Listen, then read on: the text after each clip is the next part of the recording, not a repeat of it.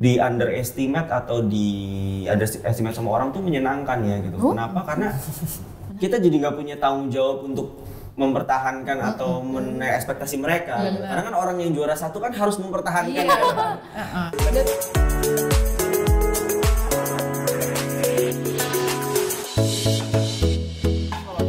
Aku sih terakhir kali mungkin yang benar-benar menyadari ya dan kayak menerimanya tuh mungkin kayak karena dari kayak aku tuh jadi orang bungsu dari 3 bersaudara dan laki-laki satu-satunya gitu. Terus dan ini jadi sebuah lumayan jadi dualitas yang lumayan membingungkan karena di satu sisi aku selalu dianggap anak kecil, tapi di satu sisi kayak kamu kan laki-laki gitu jadi penerus keluarga dan segala macam gitu kan.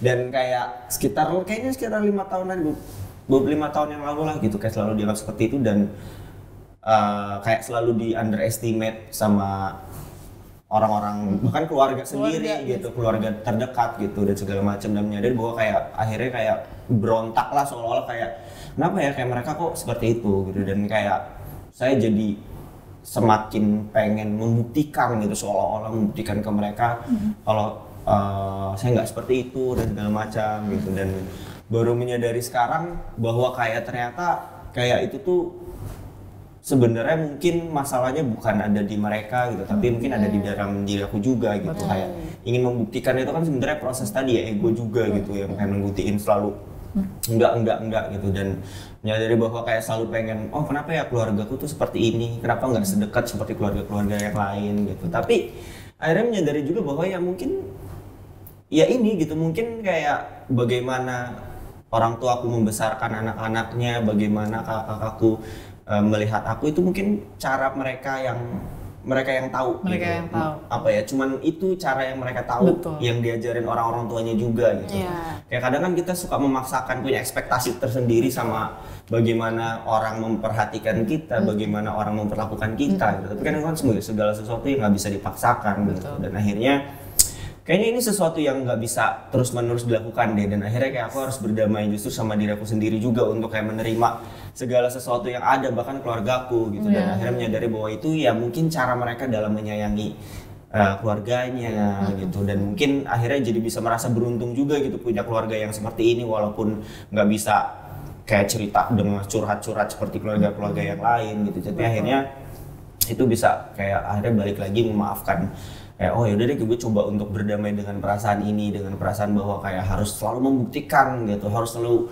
proving everyone bahwa aku bisa dan segala macam terus akhirnya dengan menyadari dan menerima kesadaran itu tuh akhirnya menyadari bahwa ternyata di underestimate atau di underestimate sama orang tuh menyenangkan ya gitu kenapa karena kita jadi nggak punya tanggung jawab untuk mempertahankan atau ekspektasi mereka. Karena kan orang yang juara satu kan harus mempertahankan.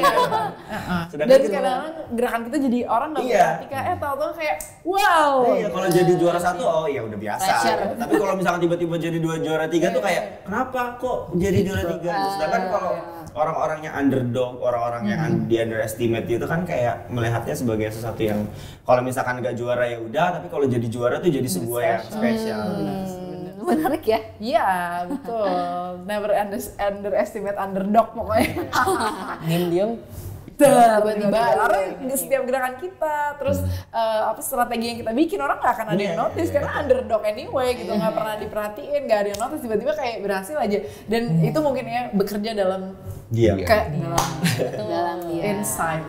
Oke. Kalau ngomongin memaafkan ya menurut aku sih belajar untuk setiap kali dalam proses kehidupan ini about self love tuh tentang memaafkan diri sendiri sih. Kayak misalnya hal simpel aja deh, gue hari ini mau komitmen bangun pagi, gagal lagi dong.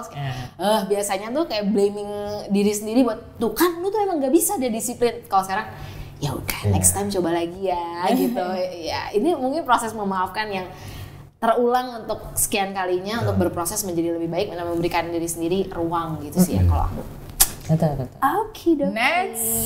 Next, boleh. Nah, muter apa gimana ini? Bebas. Adam deh boleh ambil. Terima. Pernahkah kamu terpikirkan untuk melakukan bunuh diri? Waduh.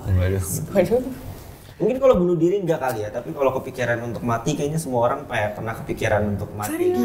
Ya maksudnya kayaknya hampir semua orang pengen hilang gitu ya, pengen nggak ada gitu. Kadang momen pasti kayak kalau bunuh diri kan kesannya kayak berarti kan melakukan sesuatu yang kayak harmful buat diri sendiri gitu, terus kayak pengen mati, pengen bunuh diri gitu. Tapi kalau mungkin pengen mati atau pengen hilang tuh lebih ke kayak aduh capek banget gitu kan sama apa yang dikerjakan atau apapun yang terjadi sama hidup gitu kan. Dan itu momen-momennya ya selama 5 tahun ini ya membangun menjadi manusia banyak banget masalah-masalah dari mungkin dari perusahaan itu sendiri, mungkin dari diri sendiri juga membuat sesuatu kayaknya merasa kayak ini apa sih yang gue kerjain gitu kayak gini doang, bikin konten, tulisan dan segala macam gak ada manfaatnya gitu-gitu doang. Itu tuh sering banget muncul gitu. Cuman pikiran-pikiran kayak gitu tuh kayak nggak tahu, kayak merasa kayak semesta atau kayak segala sesuatu tuh ngasih semua tanda-tanda yang ketika kita lagi ngerasa sedih atau lagi ngerasa down tuh ada hal-hal yang dikasih yang kayak jadi sebuah pertanda bahwa kayak inget lagi nih apa yang mau kerjain. Dari kita gitu. Mulai gitu. Ya kayak waktu itu kayak lagi pengen ngerasa capek banget sama apa yang dikerjain. Terus tiba-tiba kayak nggak tahu kenapa tiba-tiba dapat email dari audiens gitu dan emailnya tuh masuk ke email pribadi gitu kok. Oh gitu. Maksudnya ke email pribadi yang di Menjadi Manusia ya. Biasanya kan ada email kantor juga kan. Email pribadi yang ada Menjadi Manusia gitu. Terus kayak bilang kayak pokoknya dia cerita tentang dirinya dan segala macam, terus dia cerita kayak makasih atas konten-konten Menjadi Manusia karena menyelamatkan dia dan segala macam. Terus di akhir kalimat tuh dia bilang kayak jangan lupa istirahat ya kak, kan kakak juga manusia. Oh Tuhan. Kayak ngingetin seolah kayak selama ini oh ya juga ya gitu. Kayak selama ini kami gitu kayak aku pribadi untuk selalu ngajarin orang untuk kayak pelan-pelan, ngajarin untuk kayak ayo jadi manusia dan segala macam. Tapi ke aku sendiri kayak selalu kayak punya target, punya dan segala macam dan akhirnya jadi ngajakin orang untuk jadi manusia kayak aku sendiri nggak ada itu di situ. gitu. Jadi akhirnya diingetin sama dia untuk kayak gue juga ya gitu. Ternyata solusi dari kelelahan, overloaded, semuanya istirahat. Iya betul. Iya, Memang butuh istirahat. Namanya juga manusia. Iya, Kita punya energi. Santai, main gitu. Itu jadi salah satu kebutuhan dasar gitu kan. Karena kita lupa gitu ya menjadi manusia dewasa dengan peran yang banyak banget.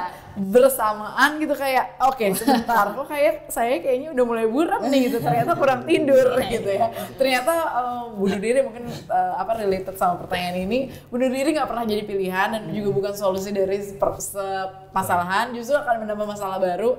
Mungkin buat yang orang udah udah kelar gitu, tapi kan sama yang hidup tuh gitu kita nggak mau ya gitu.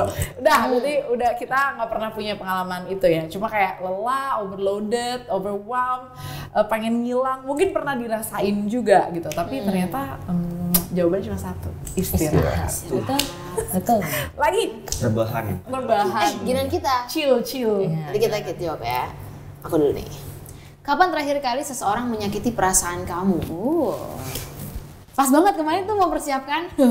Enggak deng. Pas banget. Apa? Udah sakiti.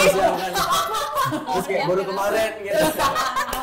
Selalu mempersiapkan diri untuk disakiti. Cari in moment gitu, mau cerita silahkan. Ada disakiti sih mungkin secara nggak sengaja ya sama orang lain. Jadi mungkin orang lain punya ekspektasi, terus kemudian dia ngerasa kayaknya you're not good enough gitu, dan dia menyampaikan secara langsung gitu, dan jadi kok gitu ya, lumayan agak kecewa ketika orang menyampaikan gue kecewa sama lo karena lo nggak capable enough gitu. Ini dalam hal di dalam organisasi gitu, kebetulan aku sebagai leadernya dan ada yang dipimpin. Nah ketika disampaikan itu ada kesakit hatian nih, karena kok kayaknya nggak baik ya nyampeinnya gitu. Cuman akhirnya aku ngerasa oh ya udah, bukan berarti dia menyerang pribadinya, tapi mungkin cara aku yang harus diperbaiki, dan juga aku ngelihat dari sisi yang orang ini kenapa seperti itu ya. Jadi lebih belajar compassion juga ya, selain untuk kita compassion sama diri sendiri, tapi sama orang lain juga, karena dibalik orang yang menyakiti mungkin dia juga punya riwayat disakiti sebelumnya gitu kan. Jadi hurt people, hurt other, ada yang bilang kayak gitu. Jadi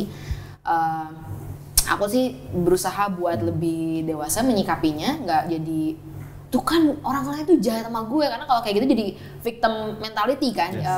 Aduh gue disakitin terus nih atau segala macem. Tapi ya udahlah, sekarang jadi proses apa yang bisa gue improve ya dari masukannya orang lain tersebut, yang ya mungkin caranya agak sakit sih, tapi apa nih yang bisa diimprove dan juga dilihat apa yang bisa diperbaiki gitu. Dan selebihnya yang nggak bisa dikontrol, misalnya kayak kita nggak cocok atau segala macem, ya mungkin jalannya masing-masing, dan ya udah jangan saling hard on yourself juga, misalnya atau enggak gue benci banget sama dia karena dia sempet nyakitin gua gitu. Ya gimana ya, namanya hidup pasti kita bergesekan ya kan.